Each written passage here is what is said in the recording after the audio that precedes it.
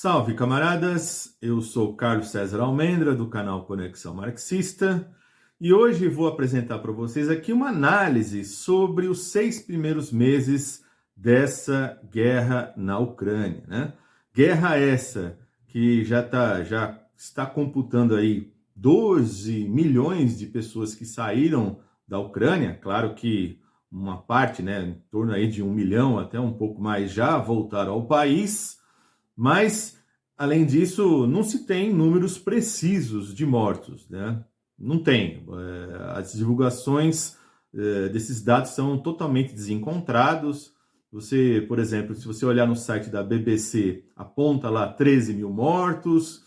O governo da Ucrânia diz que morreu 9 mil soldados. A CIA diz que morreu, até o mês passado, 15 mil soldados russos. Então, aí já não bate número nenhum, né? Então, não temos certeza nenhuma, nem assim aproximação de quantas pessoas morreram nessa guerra, né? Mas muito, assim, além disso, o que vale salientar aqui é o seguinte: o porquê até esse canal está fazendo tantos vídeos sobre essa guerra, né? Esse já é o 12º vídeo, né, em 6 meses. E cabe aqui um esclarecimento inicial para aqueles que não viram ou estão conhecendo agora, né, o canal por esse vídeo, ou viram apenas um ou outro esporádico dos vídeos da guerra da Ucrânia.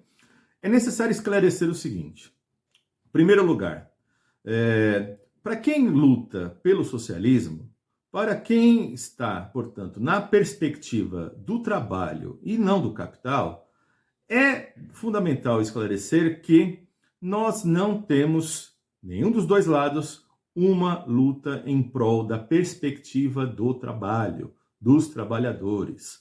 Ou seja, você tem, de um lado, um presidente aí da extrema-direita ucraniana, né, com fortes ligações com os neonazistas, e de outro lado aí um autocrata, que é o Putin, né, que também defende o capitalismo, ele não é socialista. Então, a situação que nós vivemos hoje é muito diferente do que aconteceu lá em 1917, que em função de uma guerra mundial, você teve ali um processo revolucionário. Não. Agora, nós não estamos nessa perspectiva. Então, esse é o primeiro esclarecimento que tem que ser feito, né? Portanto, não estamos aqui para defender nem um lado, nem o outro, porque nós defendemos a perspectiva do capital e não é isso que está à baila. O que nós temos agora, portanto, é uma hegemonia do capital que governava de forma uníssona por parte da liderança dos Estados Unidos, após a queda do leste europeu, né, pelo fim da União Soviética, que até ali o mundo era bipolarizado, e a partir dali os Estados Unidos passou a ser a nação hegemônica, né? A União Soviética esfacelou-se em várias repúblicas, né? A maior delas a própria Rússia, né? Que ali com Boris Yeltsin virou uma bagunça inicial, né? Os próprios ex-gerentes, diretores de empresas estatais tomaram para si as empresas, né? Depois logo se tornaram os grandes bilionários, né? E a China não tinha o potencial econômico que está tendo agora. Então, agora, o que a gente viu a partir de 24 de fevereiro, quando começou a guerra, foi sim agora uma nova ordem internacional, mas dentro da perspectiva do capital. Ou seja, se antes você tinha ali uma ordem unipolar, mesmo sabendo que, do ponto de vista econômico, bélico, a China, a Rússia estavam crescendo, né, nos últimos anos, mas com essa guerra acabou literalmente o namoro que você tinha ali com o mundo russo. Lembre-se, né? Você teve aí uma Copa do Mundo na Rússia, você teve Jogos de Inverno na Rússia, a Rússia passou a ser um país a ser visitado por turistas por parte do Ocidente, e agora tudo isso acabou. Pode esquecer, né? Ou seja, uma vez que os Estados Unidos, que inclusive é o país que comanda a OTAN, né, e impõe a lógica da OTAN para os países europeus e esses obedecem, literalmente obedecem, né? Portanto, agora nós temos aí essa nova ordem em marcha. Daí a importância disso, né? Ao mesmo tempo, a dramaticidade para nós de esquerda, que não temos aqui no horizonte mais próximo uma perspectiva, e sim, você tem aí uma disputa intracapitalista entre essas grandes potências industrializadas, né? Bom, a Ucrânia, é bom lembrar que desde lá em 2014, quando ela passa a fazer todo um governo pró-Estados Unidos, né? Você tem a derrubada do poder ali, e de 2014 para cá, você tem uma ascensão muito grande de neonazistas dentro da Ucrânia, né? A Ucrânia passa a ser um verdadeiro bueiro de neonazistas, né? Mas é interessante observar o seguinte, que na última eleição, lá em 2019, quando o Zelensky foi eleito, simplesmente os neonazistas tiveram 2% dos votos. Só que o Zelensky, que foi eleito, enche nos seus ministérios, né, nas Forças Armadas, né, traz até grupos neonazistas paramilitares para dentro do próprio órgão estatal ucraniano. Então, isso é fundamental também enfatizar, né? Só para estabelecer um paralelo, né? É como o Brasil, você elege um presidente civil, mas de origem militar, que é o Bolsonaro, e ele entope os ministérios e os cargos de segundo, terceiro, quarto escalão de um monte de militares, e hoje em dia a gente não sabe se tem 6, 8 mil militares no governo federal, né? Então, tem isso também. Então, aliás, quando começou a guerra, é bom lembrar que se falava que não tinha neonazistas, né? A nossa imprensa ocidental tentou vender esse peixe, né? E lembre-se que a Ucrânia, ao longo de todos esses anos, né, de 2014 para cá, por parte das nações da OTAN, da União Europeia, dos próprios Estados Unidos, mandando muitos armamentos para eles, né? Vejam aí que até mesmo, se você vê aí nações pequenas, como a República Tcheca, foi aumentando cada vez mais a entrega de armas para a Ucrânia, né?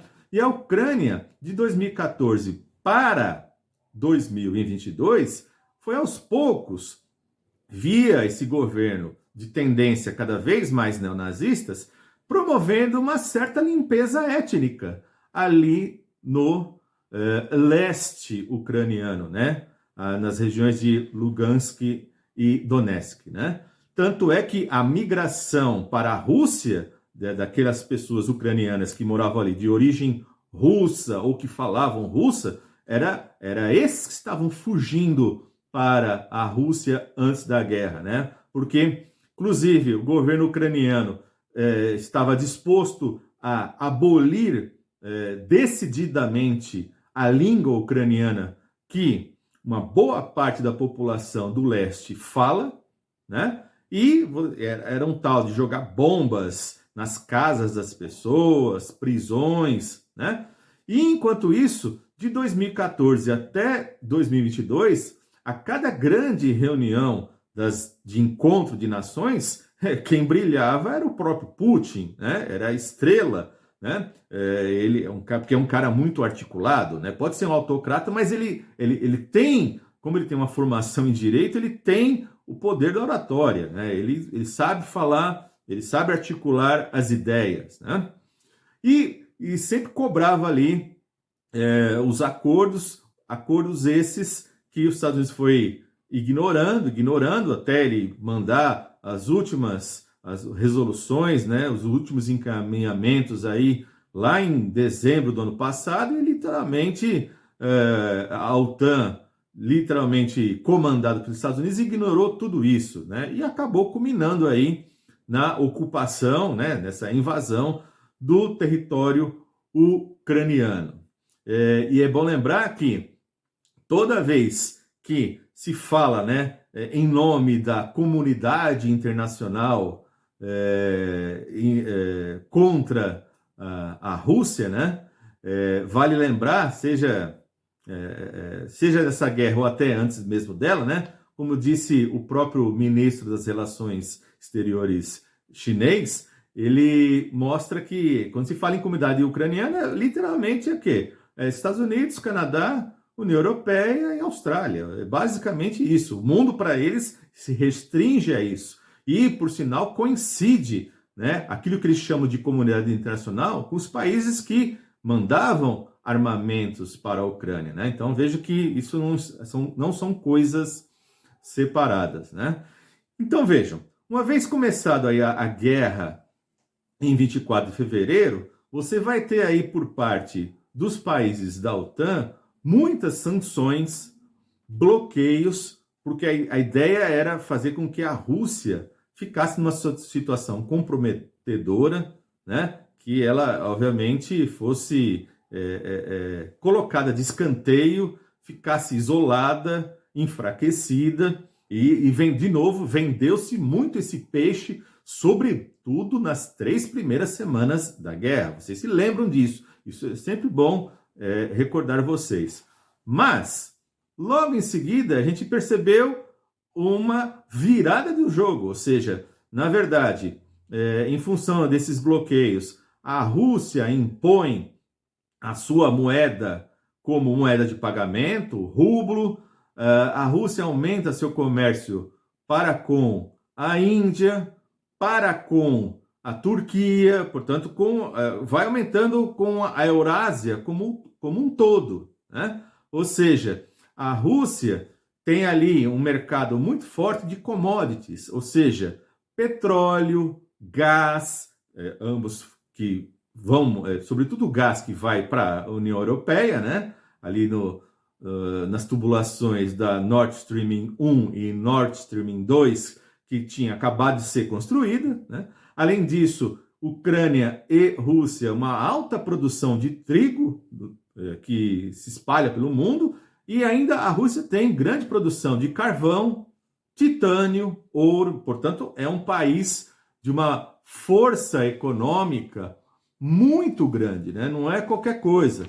Então, a Rússia ela impõe toda essa força econômica a favor de si mesmo nessa guerra e, portanto, vira o jogo. Vira de tal maneira que, vejam vocês, os Estados Unidos, ele é o país central aí de mandar dinheiro e armamentos, né?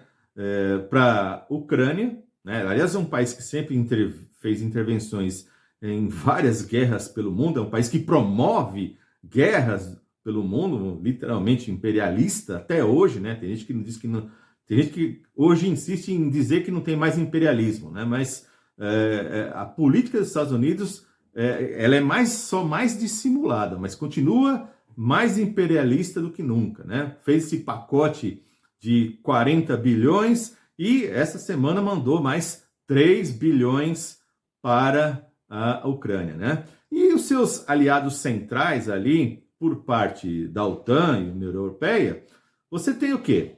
Você tem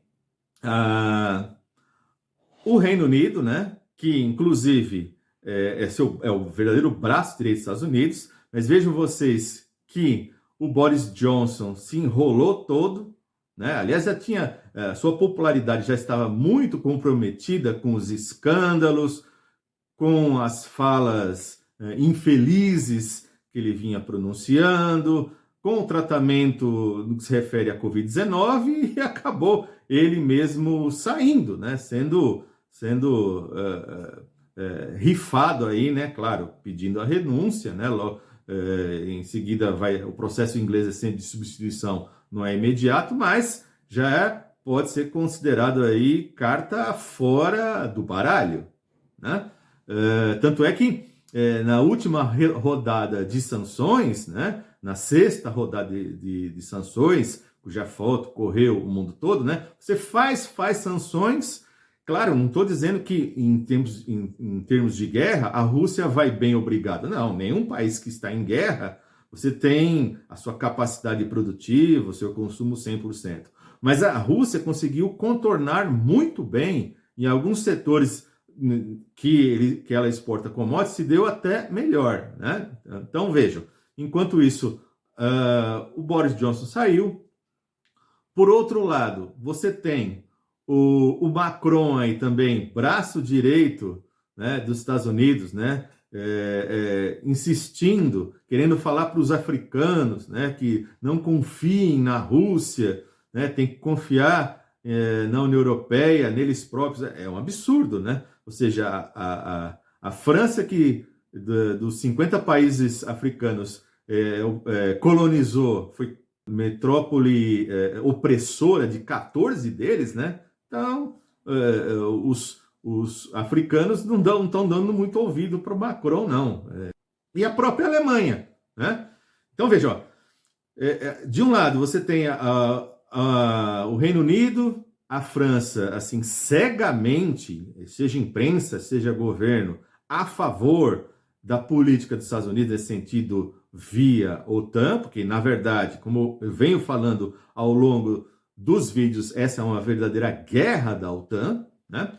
E a Alemanha também, mas agora, eu diria assim, nas últimas semanas, né, já começa a aparecer discussões, pelo menos na imprensa, né, e por parte de até alguns empresários, mostrando que, olha só, se fez tantos investimentos ali para transportar gás para a Alemanha, para ela continuar o seu projeto industrializante, isso é vital para ela, né? Por isso que tem a Nord Stream 1 e 2, né?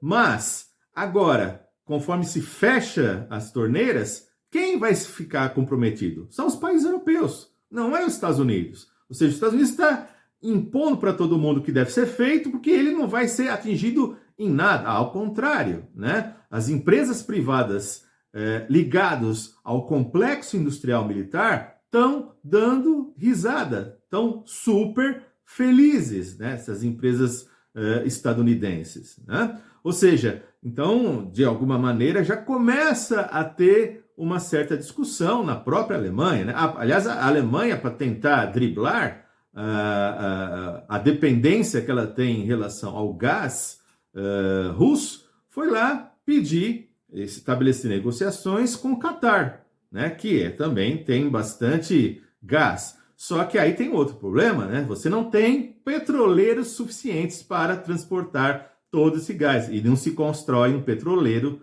da noite para o dia. Ou seja, quando você tem por tubulações, é o dia inteiro passando gás, né? Com um navio, você enche o navio, são meses para chegar no destino, outros mais de mês para voltar, né? Então, a situação não é simples, né? E no meio de tudo isso, você tem o quê? No meio de toda essa situação ao longo desses meses, né? Você teve aí Suécia e Finlândia que entraram para a OTAN. Claro que a Turquia fez lá uma certa objeção por um certo tempo, né? Porque o Erdogan, ele está jogando com os dois lados, né? Ele é muito esperto, é outro autocrata, mas muito esperto politicamente, né? Mas ao mesmo tempo vale a pena frisar, né? Como mostra aí o próprio membro aí do governo turco, né? Que a OTAN tem interesse em seguir adiante com essa guerra, né? A gente sabe disso, né? Além disso, veja aí a situação da Espanha. A Espanha, inclusive, também tem problemas de fornecimento de gás, né? Rompendo relações com a Argélia e recorrendo ao Marrocos, que não tem a mesma quantidade de gás que em relação à Argélia, gás, petróleo, né? Então, vejam, portanto, como isso abala literalmente o mundo europeu e, no entanto, o mundo europeu não abre mão de ficar atrelado aos interesses dos Estados Unidos. É um verdadeiro serviçal, né? Enquanto isso, é bom lembrar, né, o Zelensky, quando também quis falar com as lideranças africanas, né, convocou-as e não foi quase ninguém. Porque, na verdade, gente, simplesmente A Ucrânia, gente, a Ucrânia está sendo um verdadeiro peão nesse jogo de xadrez dessa novíssima ordem internacional. Aliás, quando o Zelensky tenta falar com essas lideranças africanas, né, querendo estabelecer um bloqueio para com a Rússia, né, o pessoal não dá muito ouvido, porque é bom lembrar, né, a antiga União Soviética foi inclusive o país que ajudou boa parte dessas nações africanas a se tornarem independentes. Tem isso também, carrega isso na sua própria história, né? Então, você tem aí, portanto, 6 rodadas de negociações que foram feitas, tentando bloquear a Rússia, não se conseguiu. Ao mesmo tempo, como eu falei, você tem o Putin como um autocrata, o cara que está botando na cadeia os opositores à invasão ao território ucraniano, ou seja, ninguém pode opor-se, né? Então não é tão simples. Então eu quero dizer que aqui não se trata, não é que nem jogo de futebol que você torce para um lado ou para o outro, não funciona assim, né? Você tem aí essa disputa intracapital. E de tal sorte que agora nós temos aí numa situação onde os russos estão dominando 20% do território da Ucrânia, né? Já fecharam, portanto, dominaram toda a saída para o mar, né? Ou seja, quando essa guerra acabar, tudo indica, e sei lá, vai demorar muito tempo. Não pense que isso vai ser rápido. Aliás, os próprios russos não têm pressa nenhuma por isso. Aliás, quem tem pressa é a imprensa ocidental, quem tem pressa são os governos ocidentais. A Rússia não tem. Tanto é que ela só deslocou, apesar dos pesares, diante de tudo isso que aconteceu, gente, a Rússia deslocou apenas 7% do seu efetivo militar para essa guerra. Né? Então, porque também é outra coisa que se dizia lá no começo, a Rússia vai ser desgastada e depois vai ser fácil dobrá-la. Não, ao contrário. Né? Aliás, até pelo fato de as nações ocidentais não estarem comprando titânio russo, e titânio é matéria-prima fundamental para a construção desses aviões de guerra, né? Então a coisa não é tão simples. Né? Então, enquanto isso, continua se mandando novos armamentos ali para o governo ucraniano, né? Porque ainda se tem a ideia por parte da Ucrânia de oferecer resistência, mas não tem data nenhuma, não tem previsão a curto prazo de terminar essa guerra. Nessa guerra entre essas grandes potências, né? Ou seja, os Estados Unidos, digamos assim, é um leão ferido, né? Está perdendo o seu poderio, ainda mais agora que se cria, busca-se criar uma cesta de moedas para que os negócios internacionais não sejam negociados em dólar lá na Eurásia, né? Então o poder econômico dos Estados Unidos vai ficar ainda mais restringido. Mas, claro que um tigre, um leão ferido continua sendo um tigre, um leão. Portanto, temos aí muita belicidade pela frente. E isso é extremamente perigoso, porque você joga bomba aqui, joga bomba ali, seja russo, seja ucraniano, perto de usinas atômicas, né? Isso é extremamente perigoso. Né? A gente pode ainda caminhar para algo muito mais perigoso e de dimensões maiores. Né? Por isso que a gente não pode ficar desatento com essa guerra. Eu deixo aqui para vocês uma indicação de vídeo importante, porque o Brasil também impôs, né? O governo brasileiro impôs aí reajustes nos combustíveis, em nome dos fertilizantes, em nome da gasolina, mas isso não tem nada a ver diretamente com isso, e isso era um dos vídeos importantes que eu fiz aí ao longo dessa guerra. Deixa essa indicação, né? Para quem não viu. E para quem está chegando agora, né, inscreva-se no canal, ajude a divulgar esse vídeo e o próprio canal, e a gente se vê aí futuramente.